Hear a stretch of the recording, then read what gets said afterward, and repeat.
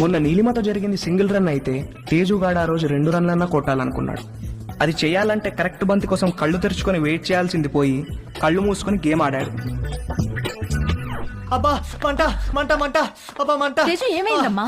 కళ్ళలోకి సోప్ వెళ్ళిందా ఆంటీ? కళ్ళలోకి సోప్ ఎలా వెళ్ళింది? ఏమో తెలియదు ఆంటీ. తేజు తేజు ఒక్క నిమిషం నన్ను చూడనివ్వు. తేజు ఉండు.